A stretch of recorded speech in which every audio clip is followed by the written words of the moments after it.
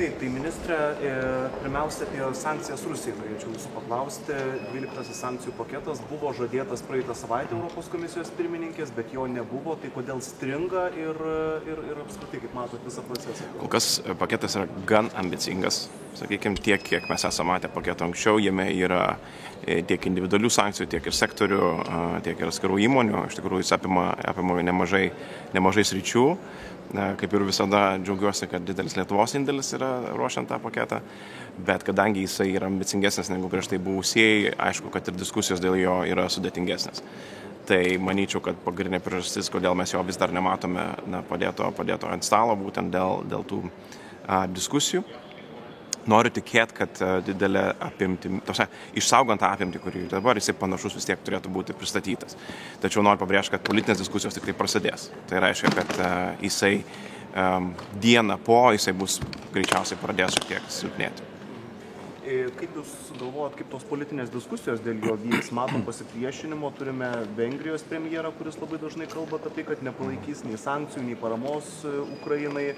Turime Slovakijos naują premjerą, naują valdžią. Tai kaip mato tas diskusijas? Kol kas praktiniam lygyje diskusijos vyko neblogai, kaip ir visada. Jūsų minėti politikai, dažnai jos yra sunku kaip nors racionaliai įskaičiuoti į lygtį dėl to, kad diskusija su jais retai yra pragmatiška. Kitaip tariant, retai vyksta argumentų kalba, daugiau tai yra, pavadinčiau, ideologinė diskusija, kuri yra susiveda į tai, kad ar viena pusė yra už Ukrainos pergalę, ar kita nėra už Ukrainos pergalę. Ir čia matyti atrasti kažkokius tai racionalius argumentus būtų sudėtinga. Tačiau iki šiol esame radę sutarimų.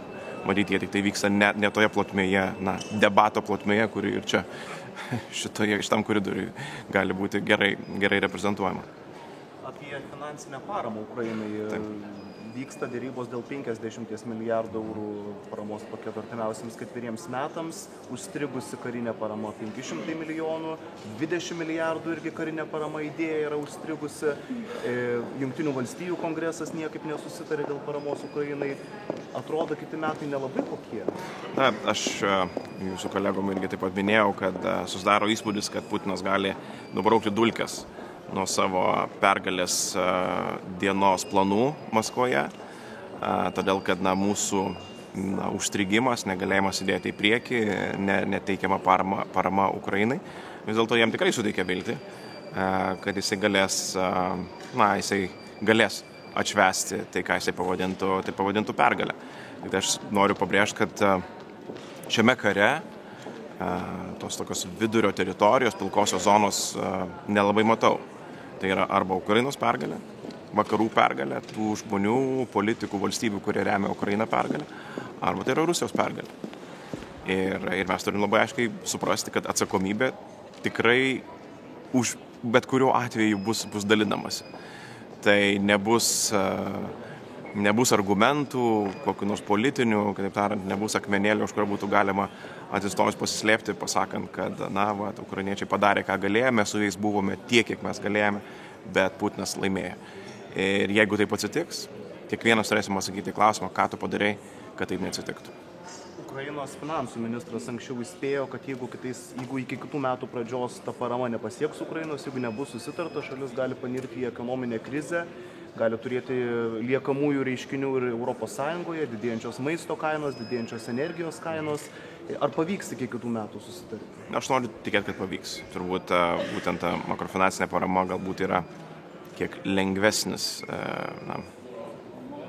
nebūtinai pats lengviausias, bet šiek tiek lengvesnio susitarimo reikalaujantis klausimus negu karinė parama. Ir nepaisant to, kad vis dar negebėjome rasti to nusileidimo taško, bet tikiu, kad rasim. Noriu tikėti, aišku, kad ir visiems kitiems dalykams bus taip pat pritarta. Ir apie šalies kandidatės statusą. Ką reiškia praeitos savaitės Europos komisijos sprendimas? Ir vėlgi laukia tikriausiai sudėtingos diskusijos. Reiškia du dalykus. Pirmas dalykas, kad Europa nepersirengia, nepakeičia rūbų iš geopolitinės sąjungos. Dėl to yra tikėjimas ir misija, ir geopolitinis matymas ir suvokimas, kokiais laikais gyvenam ir kokiam istoriniam ir aplinkybėm. esame supami, kokiu aplinkybė esame supami. Antras, sakyčiau, dalykas yra įvertinimas Ukrainos gebėjimo reformuotis vykstant karą. Tai vis dėlto yra neįtikėtina jėga ir neįtikėtina stiprybė. Mes žinom, ką reiškia nedideliai šaliai pereiti reformas ir kaip tai yra sunku. Mes tą sugebėjom padaryti. Turim galvoje, kad Ukraina yra 400 milijonų šalis, kurios dalis žmonių yra fronte, dalis žmonių yra išvykę iš šalies. Jinai kariauja aktyvų karą, kiekvieną dieną turi atremti Rusijos agresiją ir būdama tikrai demokratinė šalimi su skirtingomis nuomonėmis geba reformuotis. Tai čia yra to pripažinimo ir tam tikras Europos komisijos nusilenkimas Ukrainos visuomeniai. Ar tos politinės diskusijos bus paprastos? Tikrai ne. Jau dabar mes matome, jūsų minėti veikėjai taip pat irgi tą iš karto yra išsakę, kad jie prieštaraus ir visaip kitaip kaip ginčys. Aš tikiu, kad iki metų pabaigos vis dėlto bus rasti būdai, kaip tą stiprų signalą iš Europos komisijos paversti jau visos Europos Sąjungos žinia Ukrainai. Ačiū. Could you clarify your position about this facility and Ukrainian facility? Is the same, that you can adopt this decision without unanimity?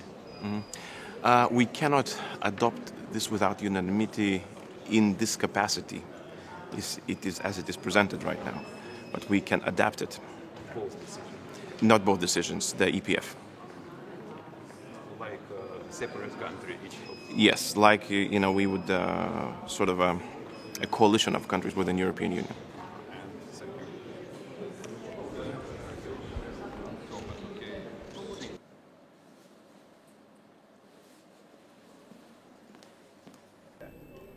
His plans